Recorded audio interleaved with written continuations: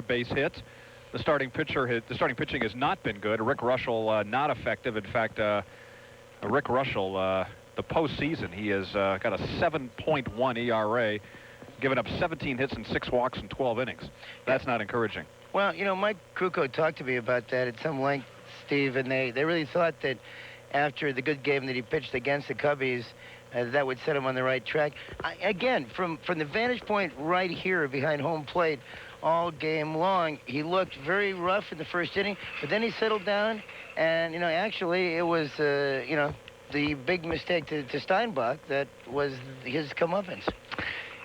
True, but, you know, even in addition to that, he was uncharacteristically wild, walking, four batters in 4 innings. That's not typical Rick Russell. He was falling behind on hitters, and he started right off the bat, walking Ricky Henderson on, 4 pitches? Right. You know, and that put him in the hole. Well, you know, as you can do, you try to look for any kind of a silver lining, and obviously it was the relief pitching. Kelly Downs was absolutely wonderful. The most exciting moments of the game for Giants fans is Downs coming in, striking out Canseco, and then getting Parker on the strikeout double play. And, of course, Lefferts pitched well, and Bedrosian was absolutely wonderful. He wanted to get some work, and he certainly got it. But the bottom line is that I think the only way that the Giants realistically can even think about pulling this thing out is going to be the 10th man that they've been talking about all along. Because, I mean, I'm glad that Bedrosian concurred and other people with whom I was speaking, because this place was quiet. I'm sorry. I don't want to get in any more trouble than I have already for rap in Oakland, but this place was borderline sedate for a World Series. I mean, if the Giants had done this at the stick, oh, yeah. And you know, it's going to be fascinating to see what happens, because if the Giants get a lead, the Candlestick crowd is going to go crazy. Without a doubt, without a doubt. The crowd is going to be jumping from the beginning, and as you say, if the Giants can get off to a good start, it's definitely going to be the 10th man.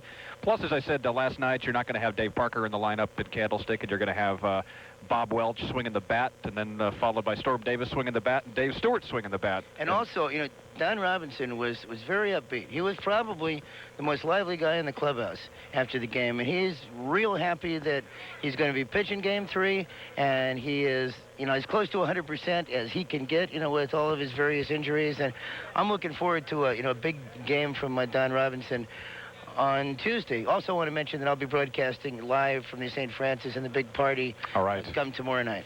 And a reminder also that we will be back Tuesday at 3 o'clock from Candlestick with another edition of Battle of the Bay, and after the Brett Butler Show, another edition of In the Clubhouse. Special thanks to Ralph, to Bruce McGowan, Joe Vitrano, Brian Adachi back at the studio, and our incredible engineer, Lee Jones. I'm Steve Bitker from the Oakland Coliseum saying goodbye for now. Again, the final, in case you somehow missed it. Oakland 5, the Giants 1. The A's are 2 up. And Jan Wall is coming up next on the Giant 68 KNBR. In the Locker Room has been brought to you by Computer Selection, your one-stop full-service Apple authorized dealer. Come by and see their giant selection of Apple computers. You can count on Computer Selection for their courteous service and technical expertise. When you have a famous son like Sylvester Stallone, you would expect him to want to send limos for you all the time. And he would. It's a nice thought. Sylvester's a son that still calls me every day. But sitting all alone in the back of one of those hearses, poking through traffic, just isn't for me. I'm thinking, what's this doing for my hips, my nerves, my social life? So my friends and I ride share now almost everywhere. Maybe it's helping to cut down on traffic. I know it's helping my social life. With ride sharing, we can go visit Patsy Swayze and shoot the breeze, or go see Cher's mom, Georgia Holt. We can take in the latest Sylvester Stallone blockbuster. Oh, that reminds me, better finish this commercial and get home for Sylvester's call to catch up on the gossip. One of you hunks, they're in the recording booth. How about giving me a ride share to Santa Monica?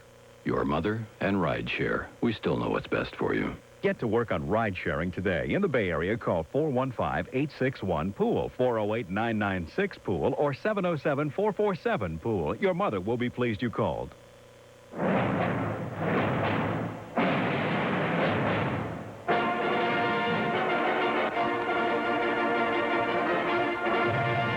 Jackie, turn on that radio and back here. Tell them to go out there with all they got and win just one for the Gipper. All right. Who did it? Well, now, read me all the words you don't understand. Libido. I knew it'd be like this. Me too. Hey, George, he's got it. Well, his friends found him about 3 clicks out, beheaded. I know what you're thinking. Did he fire 6 shots or only 5? You got me, Doc. now, live from San Francisco, the motion picture capital of the Bay Area, welcome to Hollywood Calling with Jan Wall, movie buff and historian, with not 1, but 2 hours of interviews, reviews, and good old Hollywood gossip on the Giant 68 KNBR. Welcome to the show, everybody. We'd like your participation tonight. Jan will be with you in just a second to give you the telephone numbers here at KNBR. And now, on Hollywood Calling, here's Jan Wall. And welcome to Hollywood Calling, where each week we celebrate good films, great stars, directors, the moguls, writers, technicians, everyone and everything behind the curtain and in front of the lights of show business. I'm Jan Wall, and celebrating great films I am, as well as men in the movies, because today I watched a film that had me laughing, crying, caring, and ultimately feeling very satisfied. Satisfied that the best parts of me as a human being had been touched and moved by this movie. Now, this great movie had something for everyone. The camaraderie and love of a simple family. Tough guys fighting for justice. A couple mad about each other but unable to be together. A little boy who lets us see it all through his brave eyes. Director John Ford taking a place and a time and taking us on an unforgettable journey. In today's often coarse and vulgar world, a movie like this, for me, is a refreshing shower. It's called How Green Was My Valley, and I am adding it to my list of movies that have made me and keep me a movie buff. The boys and men in this movie are showed as sensitive, caring people. And that's one of the themes that run through all of John Ford's films. Think about it. Tough guy Victor McLaughlin. You know, he looks like macho on the outside, but he's driven mad with guilt for informing on his buddy. The movie, John Ford's The Informer. And later, the same hard-drinking tough guy McLaughlin falling for little Shirley Temple in Wee Willie Winkie. Henry Fonda, reminding his mother that wherever there's injustice, I'll be there. John Ford's The Grapes of Wrath. And as Wyatt Earp and as young Mr. Lincoln. Victor Mature's best performance in Old Clementine as the sick Doc Holliday. Duke Wayne, in my opinion, an incredibly underrated actor. Remember him as Captain Brittles, fighting tears as he's presented with his gift from his troop, John Ford's She Wore a Yellow Ribbon. Or Wayne is the American boxer returning to Ireland in the boisterous romantic movie The Quiet Man. When Peter Bogdanovich, who will be our guest in December on this show, asked Orson Welles which film director appealed to him the most, which was the film director he really cared about the most, Orson Welles replied, the old masters, by which I mean John Ford, and John Ford.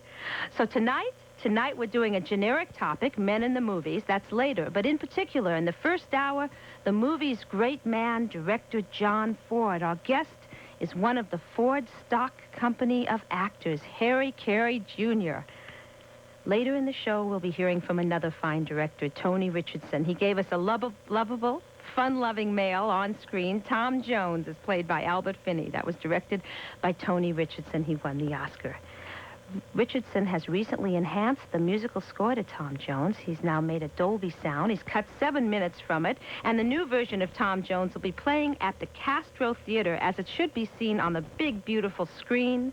It's playing at the Castro November 3rd through the 30th, Tom Jones. So later on, we'll be hearing from Tony Richardson, fine director. And for heaven's sakes, go out and see the new Woody Allen movie, Crimes and Misdemeanors. Talk about men in the movies allowing themselves to be vulnerable. I'll tell you about that later. But joining us next, a man who made 9 movies with John Ford, Harry Carey Jr. Dobie Carey, as he's called, is also the host of Remembering John Ford, a tribute on my favorite television station, the American Movie Classic cable channel. They're the ones who brought me How Green Was My Valley today in glorious black and white, uninterrupted by commercials. So don't miss AMC's John Ford tribute, narrated and hosted by Harry Carey Jr. And don't miss Dobie Carey himself when we return to talk with Harry Carey Jr. about John Ford, Duke Wayne, or anything at all. Give us a call in San Francisco, toll-free 956-KNBR. San Jose, 575. Oakland, 653. Walnut Creek, 937. San Mateo, 348. And San Rafael, 472. All followed by KNBR or 5627. So, I am Jan Wall. We will be back in just a minute on the Giant 68 KNBR. All right, Peterson, fess up. Where'd you get all this money? Listen, copper, the dough's all mine. I've been invested in savings bonds for years. Savings bonds, Peterson? Come on, that's the worst alibi you've had all week. Says you. Besides, who better than a guy like me to know where to keep money safe? Yeah, that still doesn't account for all this cash. Hey, just because my money's safe doesn't mean it's not growing. Bonds pay great rates. Lock 'em up, boys. Wait, I'll prove it. I still got one phone call. Dial 1-800-US Bonds. They'll tell you I'm no crook. I'm just a great American investor. Yeah. Get your meat hooks off me, you big... And welcome back to Hollywood Calling here on the Giant 68 KNBR. I'm Jan Wall. It's my pleasure to bring on board a man who has made me laugh in John Ford's The Wagon Master. I watched that today as he tells an offended Mormon, I wasn't cussing. Hell is a geographical location. That's not cussing. That was just one of 9 pictures, Wagon Master, that he made with the great John Ford, the director who could take American history and make us live it and feel it. Our guest also appeared in the movie The Searchers, Red River, Rio Bravo, Mr. Roberts. Well, he'll tell you about all the rest. He just returned from filming Back to the Future 3. Welcome to the show, Harry Carey Jr. Hi, Jan. Hi. Can I call you Dobie? Of course. Love it. Now, how'd you get the name Dobie? Well, I'll tell you what. I was born on my dad's ranch about 5 miles north of Saugus, California. And that's now all built up now, but back then it was wild country. And we had a lot of adobe soil, you know, that they make the adobe bricks out of. Right, kind of red soil. And I had a lot of red hair when I was a little boy. I'm losing it now, but... Anyway, my dad said when I was born, he took one look at me. He said, he looks like a big glob of that Dobie mud, and he nicknamed me Dobie. Okay. That's how I got it. All righty. Let me give out some phone numbers quickly, and then we'll get going, Doe. Okay. San Francisco, toll-free to talk to Harry Carey Jr. It's 956-KNBR. San Jose, 575. Oakland, 653. Walnut Creek, 937. San Mateo, 348. San Rafael, 472. All followed by KNBR. Now, Dobie, do you have a favorite among your John Ford films? Yes, I do. I wasn't in it very long. I died fairly early in the film, but The Searchers is my favorite. No kidding. Yes. See, I would have thought you would have said Three Godfathers. No, well, it's a beautiful story. You know, my father made it with him. My dad played the John Wayne part in the silent days. In the Searchers or Three Godfathers? In the Three Godfathers. But The Searchers, I think, I heard Steven Spielberg say this to Dick Cavett, I believe it was, and he said that The Searchers was his favorite film, and he thought it was a perfect movie, and I agree with him on that. Yeah, it is a perfect film. Yeah. And rather controversial in the depiction of John Wayne's feelings toward American Indians. Yes, it is, because he was really bigoted in that area. I don't mean in personal life, I'm talking about in the movie. And it was a very strong, powerful performance by Duke, and of course, I can understand how the other side feels about it. But as far as dramatic value and as far as the storyline and performances, I think it was his best. Is it true that that particular film was dedicated to your father, Harry Carey? The Three Godfathers was. Oh, the Three Godfathers. Yes. Okay. When my father passed away way back in 1947, John Ford and I, and in fact John Wayne, it sounds rather dramatic, but it's true, were at his bedside. And my father, John Ford, I called him Uncle Jack. He wanted to make a film and dedicate it to my dad because my dad was the one that was responsible for him becoming a motion picture director way back in 1916. Oh, so your dad, Harry Carey, hired John Ford or made... Yes, he did. He talked, the head of Universal at that time was Carl Laemmle. He owned the studio, and he persuaded Carl Laemmle to let Jack Ford, as he called him then, direct a picture called The Soul Herder, and they made 25 Westerns together. So anyway, it goes back a long ways. You heard me say that I believe John Wayne is a underrated actor. I did, and I heard you talk about Tony Richardson and Tom Jones, and he's one of my favorite directors. Is that right? Yeah. Well, I wonder if you can get the show here later on. We'll where you let's see, you're in Colorado right now, right? Yeah, we have a place in Durango. Durango. And we just had a film festival here. And then last night was the premiere of the John Ford's America, an American movie classic. Right. And it was directed by a very talented fellow called Marino Amoroso, and I think he's going to go a long ways.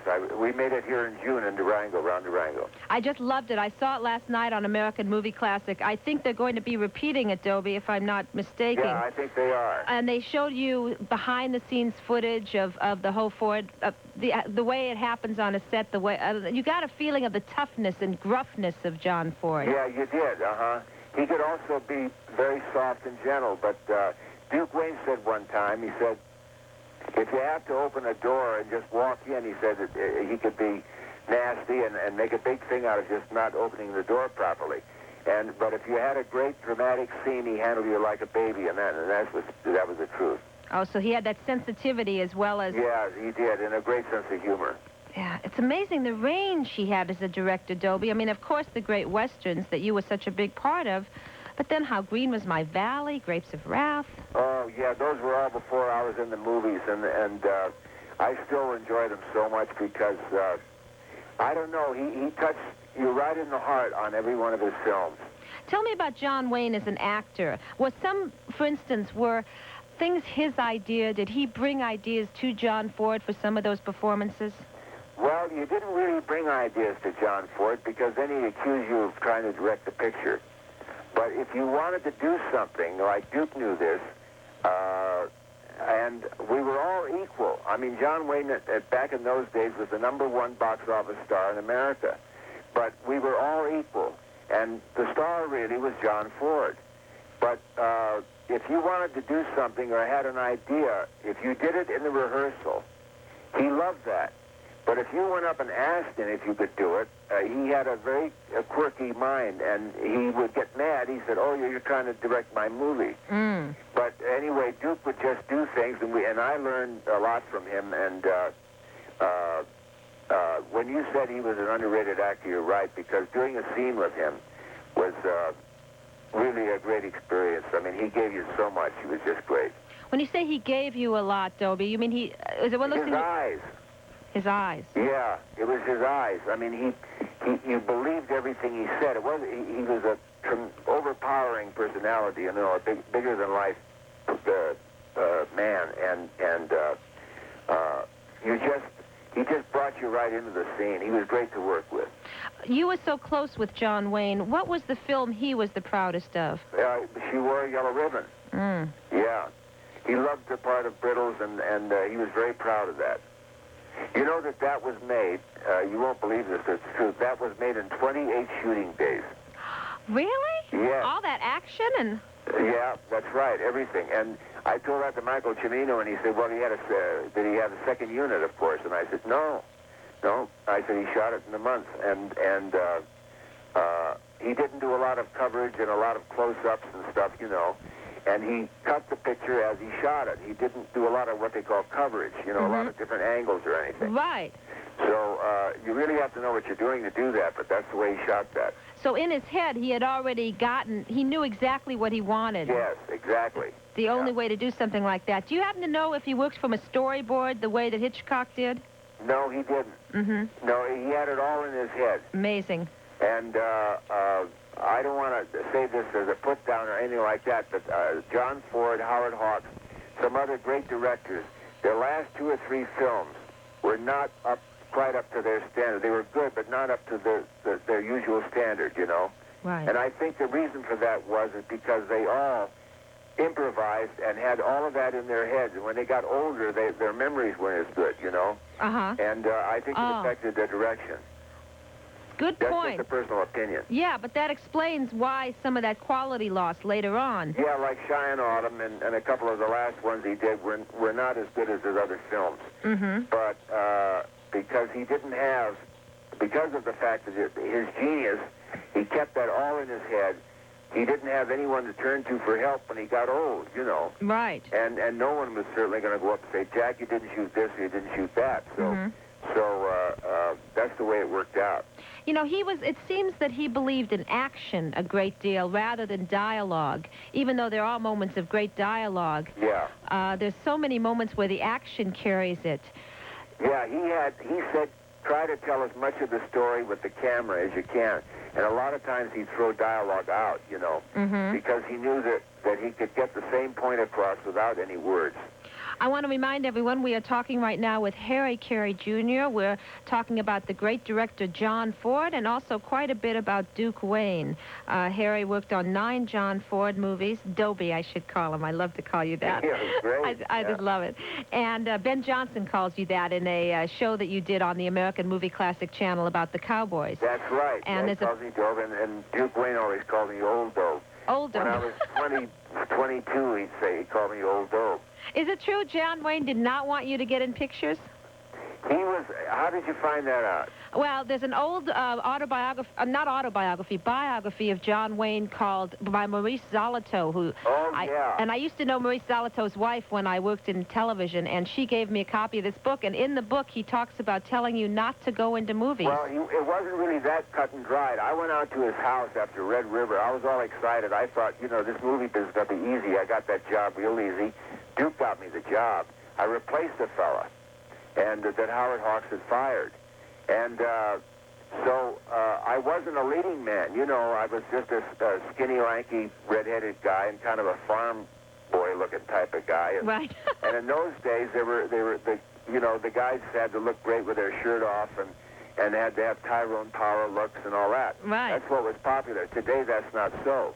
But in those days, that's what was so. And Duke just simply said, he said, you happen to have talent, and I think, you did a real good job in Red River in that scene we did together. But he said, you ought to get another sideline, because he said there's not going to be a lot of punch coming along for you.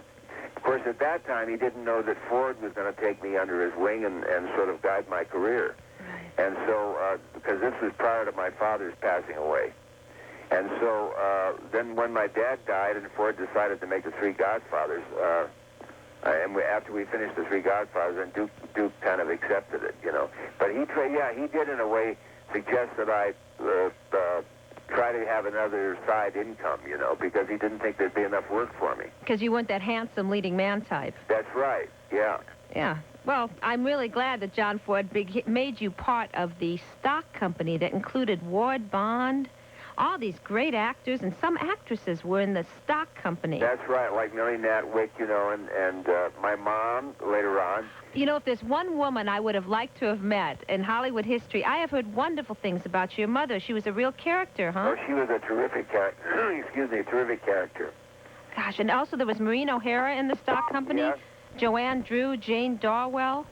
That's right, and he was marvelous with the girls. He never was tough on them. Sometimes with Maureen, because he knew her quite well, and they were both Irish. But he was hard on the guys, and like Duke said in one of those interviews that they filmed, when he wanted you to be at your best, though, he was usually very gentle, Right. Well, we are talking with Harry Carey Jr., the host of John Ford's America. It's on the American Movie Classic channel. That's a cable channel in your area. We're going to take a short break. We still have a little time with Dobie Carey. He said he'd stay with us. We've got lots of other questions for him. Again, the toll-free numbers to talk to Dobie Carey, 956 KNBR. That's from San Francisco, San Jose, 575, Oakland, 653, Walnut Creek, 937, San Mateo, 348, and San Rafael, 472, all followed by KNBR. Dobie, it's very exciting for me to be talking to you because I have been watching your work for many years, and I admire the films you made with John Ford. Oh, thanks so much. I mean, it's really something special. But please don't hang up. We're going to come back for at least a few more minutes. We'll take a short break right now. I am Jan Wall. The name of the show is Hollywood Calling, and it's on the Giant 68 KNBR. Hey, I'm here on 8th Avenue where a crowd has gathered to watch the world-famous Laughing Cow attempt to breakdance. And the question on the minds of many Americans is why? Why would a cow who has already proven herself in the cheese world risk everything on a 10 by 12-foot piece of cardboard? Is this a desperate cry for help? Or has she just grown tired, endlessly wrapping mild mini Bond bells, nippy mini baby bells, and mini Gouda, too, placing them in a never-ending succession of red net bags? Oh, I must say she looks radiant in her day-glow high-top sneakers, and from the look in her eye, I'd say she's definitely out to prove she's more than just a cow that makes cheese. She's going into her first spin. She's losing her balance. Oh, it seems her thin little cow legs are definitely not cut out for this kind of dancing. Well, I suppose one could get philosophical and say that Laughing Cow makes great cheese, and when all is said and done, isn't that enough? And I am Jan Wall. The name of the show is Hollywood Calling. It is my great pleasure right now to be talking with a man who has made some really fine films, performances that are so natural, they just don't grow old, they only get better. His name is Harry Carey Jr. Hi, Harry. Dobie, I should say, right? Right. Okay. Oh, I just love that.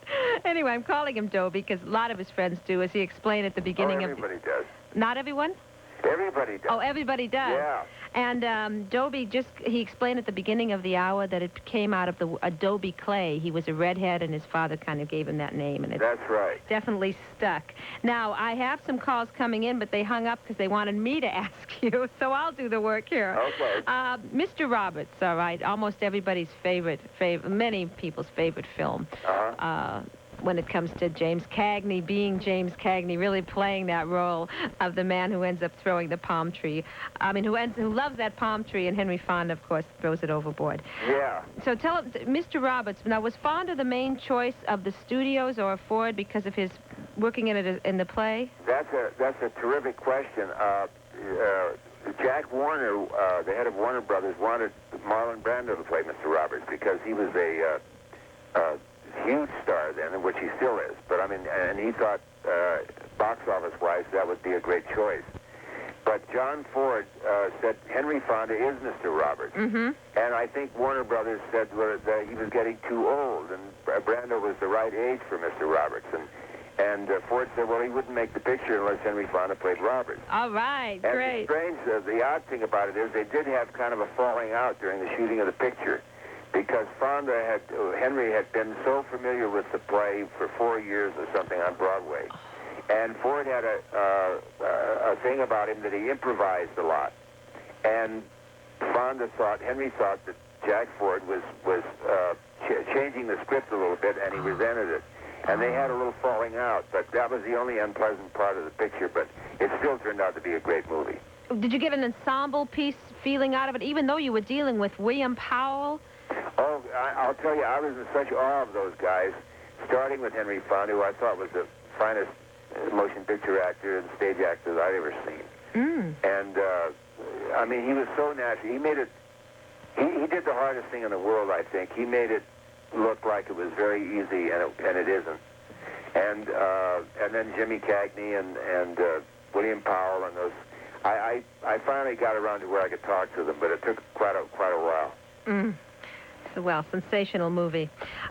Tell me about some of your co-stars, and that includes the John Ford stock company. You had like Ward Bond and Victor McLaughlin. Oh, yeah, well, Ward and Victor, of course, I first met when we made She Wore a Yellow Ribbon. Right. And he was a very amusing man, and he was a lot like the character he played in the picture. And, he had the bottle hidden and, take a nip once in a while. In real life. Yeah, in real life. Yeah. And he'd been a professional prize fighter. He'd been the heavyweight champion of the British Empire. Mm-hmm. And so he was just a great guy, and Ford would tease him and kid him, and he was just a marvelous character. And then Ward Bond, on all those films, I think that many of those films, like The Searchers and Wagon Master, in spite of the fact that Wayne gave these superb performances in The Searchers, Ward was many times the backbone of a picture. Yes. Wagon Master never would have come off like it did without Ward Bond. It's true. Yeah. Now here you had Ward Bond and John Wayne, who were very political, Dobie, in real life, especially during the 50s. Yeah. Did they carry any of that onto the set? No, they never did. Uh-huh. And I didn't agree with any of that. I was on the other side. You were liberal. Yeah. Okay. Well, my dad was, and I just grew up as a Democrat. But we never talked about that. I was approached one time by a stuntman who belonged to what they had at that time is called the Motion Picture Alliance. Right, which both Wayne and... he gave me a list of people who he said were communists or something, and I said, a lot of these people are my friends. He was naming, I won't name the names, they were big stars, and they were no more communists than I was. Right. And so... we're talking about the blacklisting period. Ford was, up until Barry Goldwater, he voted for the man. Ford was not a political guy. And when we made Yellow Ribbon, the only two people that voted for Harry Truman were John Ford and me.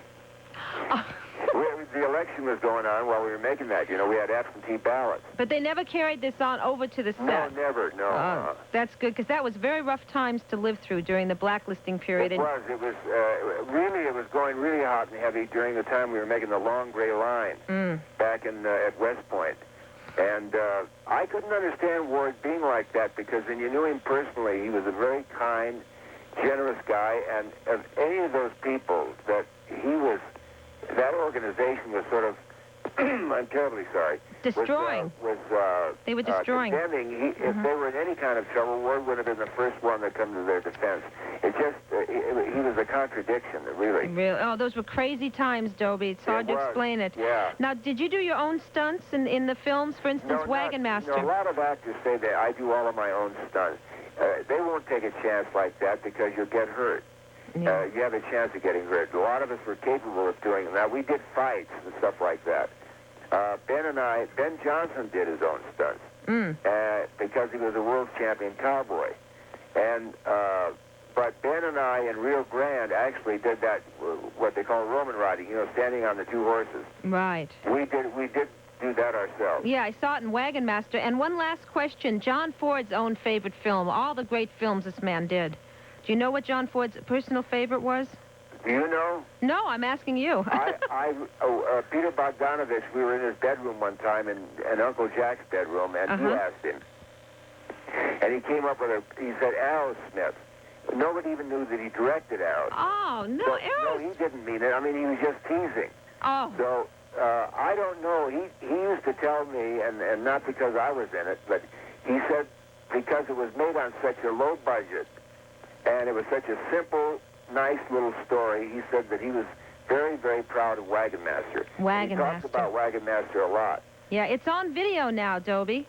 I know it is. I recommend it to everybody. Well, I'm sorry we have to leave. It has been a delight speaking with you. Our guest Thank you for having me. Oh, thank you, Dobie. Our guest has been Harry Carey, Jr. He can be seen as host of the Tribute to John Ford, John Ford's America, on the American Movie Classic channel, cable channel in your area. Thank you, Dobie, for years of wonderful films, and we'll be looking for you in Back to the Future 3. Thank you. Bye-bye. God bless. Bye-bye. Okay, stay with us on Hollywood Calling. We're coming back after the news. We're going to be talking about men in the movies. Don't miss it. It'll be great. I'm Jan Wall on the Giant 68 KNBR. Serving all of Northern California, this is KNBR, San Francisco, San Jose, Oakland, Sacramento.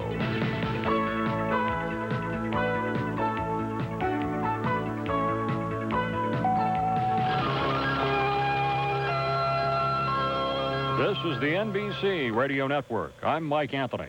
Hurricane Jerry has been downgraded to a tropical storm, but not until after it visited Galveston, Texas, with up to 100-mile-an-hour winds.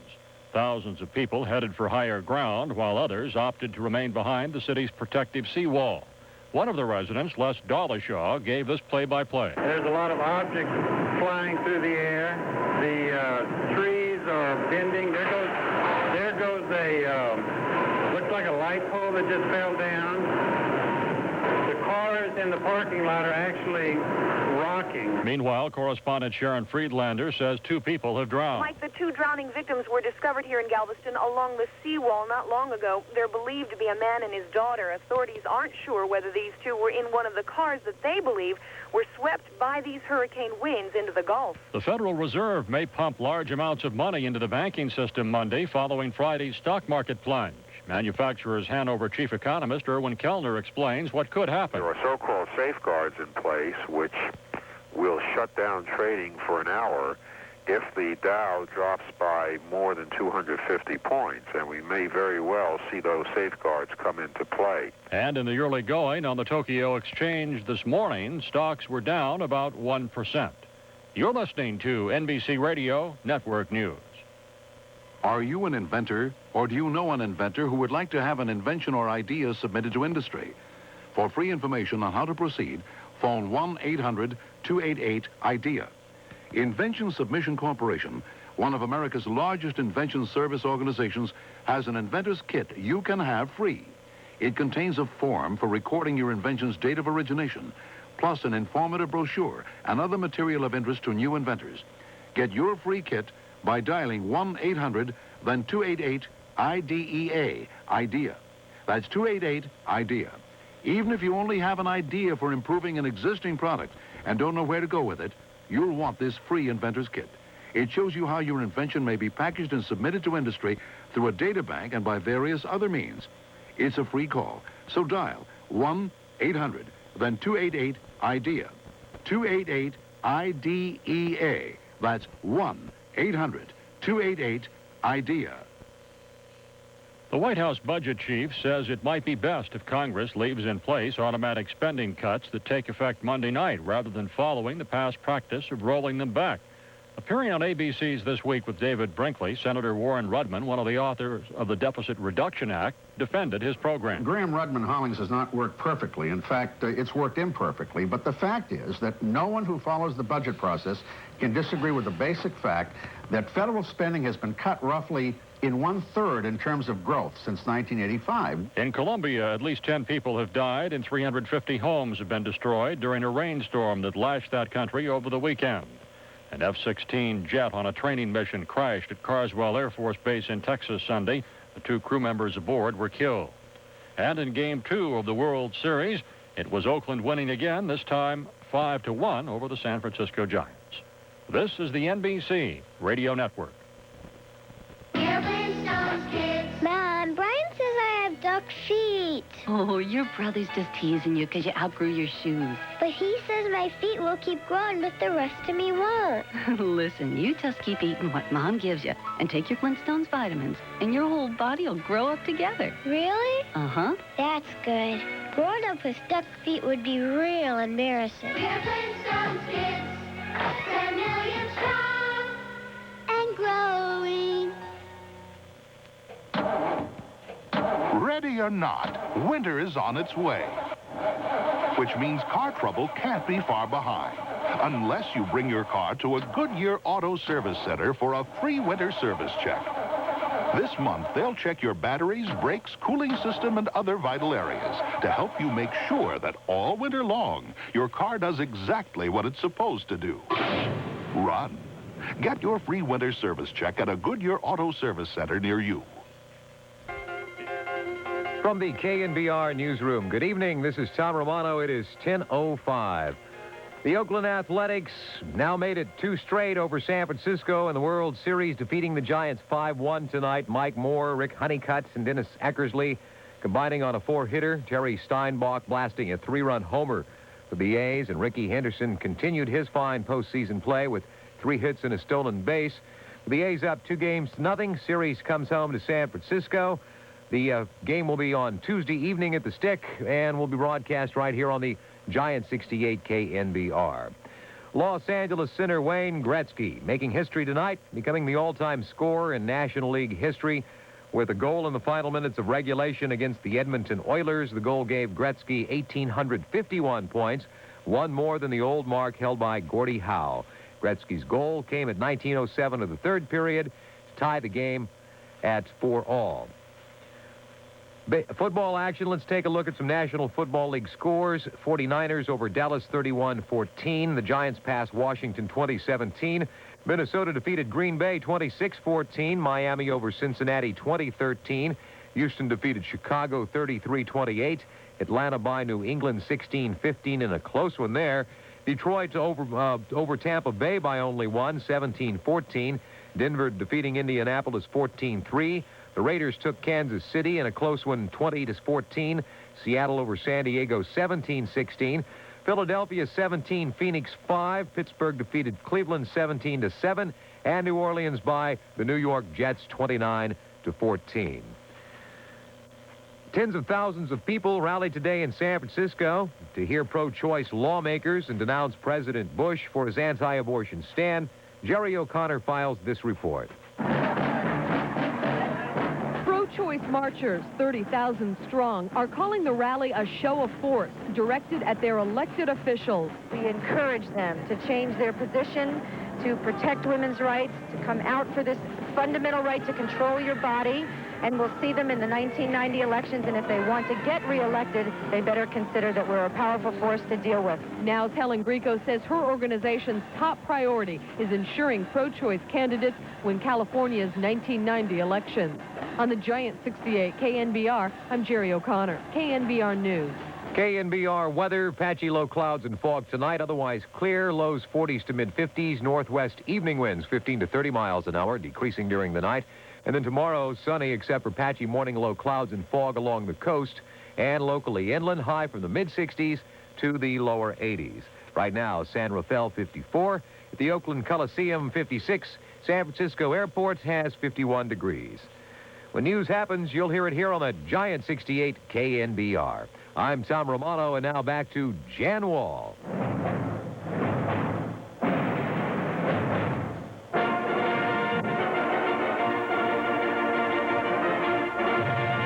Jackie, turn on that radio and back here. Tell them to go out there with all they got.